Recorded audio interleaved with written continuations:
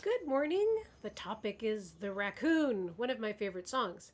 I hope that you've had a chance to look it up on the internet and listen to Eddie South playing it with his little band. He's a cabaret fiddler from the 1920s, 30s, and 40s. I don't know that much about him. He was a black fiddler and he had most of his career in Europe. And most of his recordings are live recordings, but that one's particularly atmospheric. I love that tune. That is a popular tune from the 20s when everybody's wearing their raccoon coats. Raccoon coats don't care who's wearing them. Ballroom boys will all be sharing them soon. You'll do the raccoon. We'll just do it as an instrumental though. So the chords are, it's in the key of C, the way I do it, and the chords are the 1 chord and the sharp 5 chord. That's just like a G7 moved up a half step, so it's a G sharp 7. That's 1, 3, 2, 3, and G7. And it's a classic 32 bar kind of popular tune, popular jazz tune. And so it has 2 A's that follow that pattern. And then on the bridge, it goes up to E, and then it goes to the 5 of E, so that would be B7. And it uses that same. So the 2 chord shapes that we're using mostly through this whole song are the C shape, and here we're using it as an E, and the G7 shape, and here we're using it as a B7, boy 7. Then we're going to take that up a step and a half to the 7th fret. Same thing. 5 chord of that. And that leaves you in G, G7, which takes you back to the original key of C. It's really nicely constructed. A lot of tunes from the both the blues era and the swing era have that sharp 5 5 1. Sometimes that's a turnaround, but you can hear that sound once you start to hear that sharp 5 5 sound. Okay, here we go.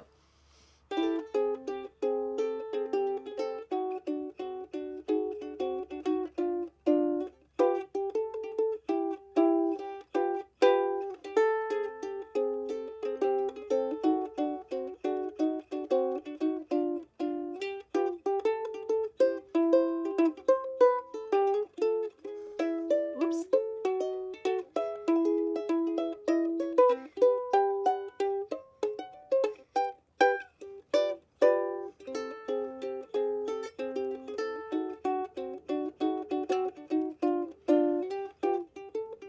Better play it again so I do it right.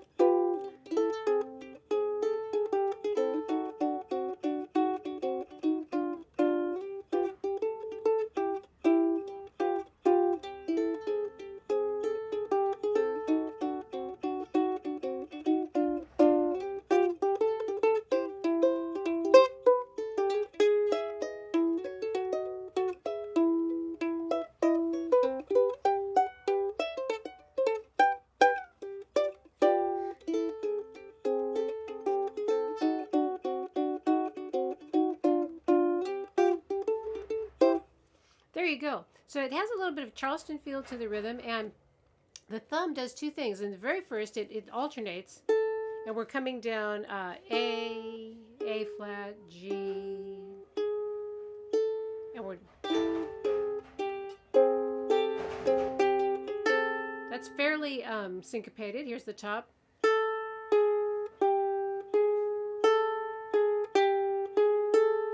And the thumb is 1 and 2 and 3 and 4 and 1 and 2 and 3 and 4 and 1 and 2 and 3 and 4 and and then it's going to go, and here's probably the only slightly challenging thing that goes on. So notice that 3rd finger is moving all by itself. I'm not bothering to hold on to this anymore, so you can just let it off. You're in this chord, but I'm not using the top string. I'm just playing on these 2 in the middle. Can you hear the trash man? I hope not. So try that. You're just moving that 3rd finger, 3, 2, open, 2, 3. Can't get my lid. It's hard to get your little finger out of there. And the picking is just 1 thumb on the downbeat,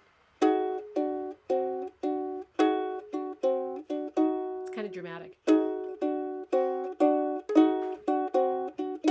And then Charleston beat on the G7,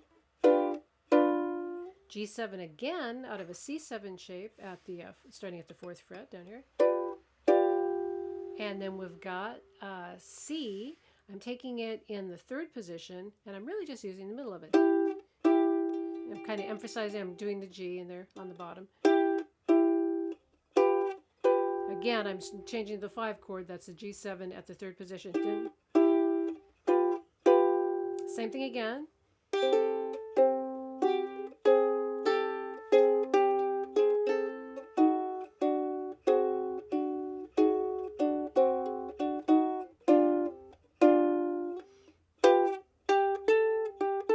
There's that little Charleston bit from 3 to 5 on the 2nd string.